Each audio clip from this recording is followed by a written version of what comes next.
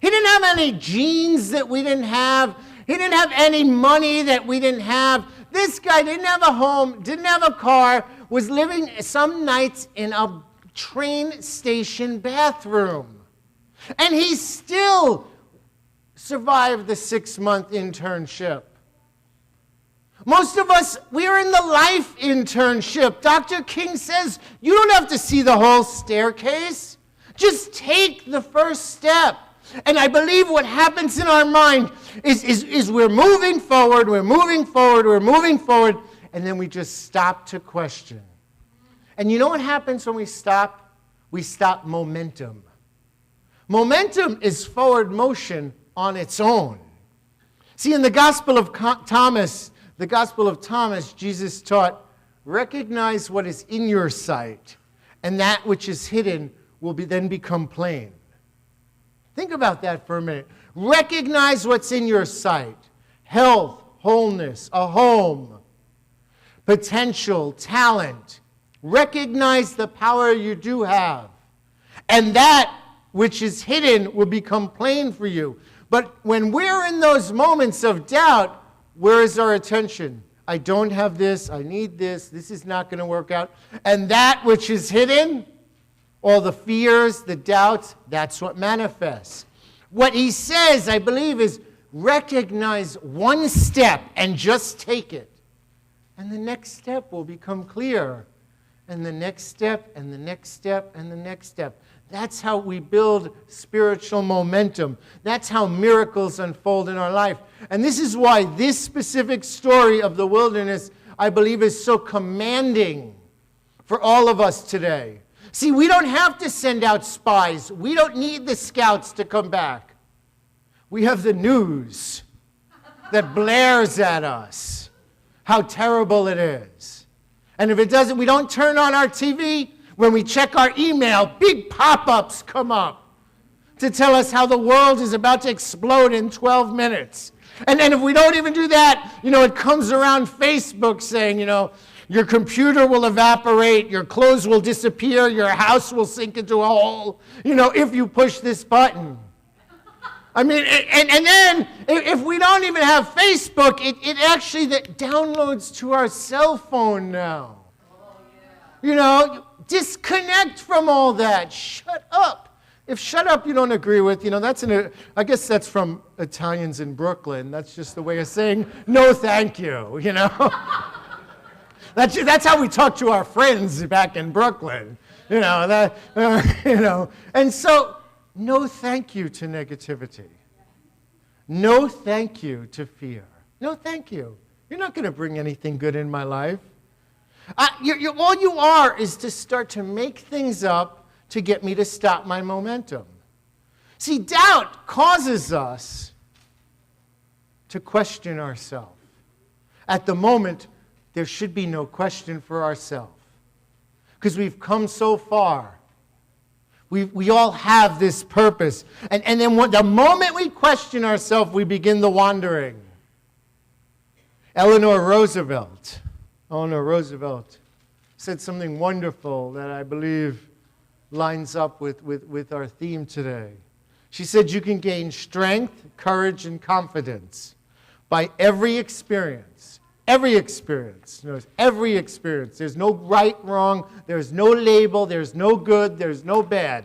We can gain strength, courage, and confidence by every experience in which you look fear in the face.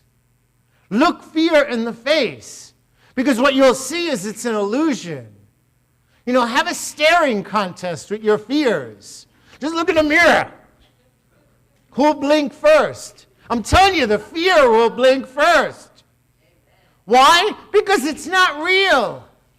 What's real is you and your power. She says you must do the one thing you think you cannot do all the time. You know why she says this? Because there's nothing we can't do. The only thing we can't do is the thought that we hold that says, I can't do that. I believe today is a divine appointment. I believe that each of us were called here because we have a great purpose.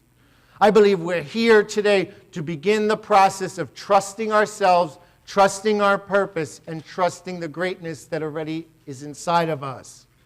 Only you can take that first step when you get up from the seat today. Whenever doubt shows up, we have the choice to stop or stare through it. And when we stare through it, we don't stop. And what we see is the fear or the doubt was never real. Chris says something powerful as I conclude. He says, "This is why whenever I'm asked advice about getting out of debt or starting a company or finding purpose, success, or happiness, I have steadfastly pointed out that there is no secret. There is no secret to making a pursuit a priority through the power of choice, or to crafting a plan for yourself and then sticking to it. The sticking to it part comes from the basic of this lesson. I believe the sticking to it part is what lets us take the baby steps. I believe sometimes, no matter how small the step is, it's just important we take the step. Jesus the Christ has a great metaphor, and he describes how nobody having put his hand on a plow and looking back is fit for the kingdom of God. If you want to try something, go home and mow your lawn this way. Or come and mow the church's lawn this way if you're just, want to have a party. I mean, just look how much lawn we got. But I'm just saying, it's a metaphor that people understand, because when you put your hand on the plow, you focus at a point on the horizon and you move in a straight line.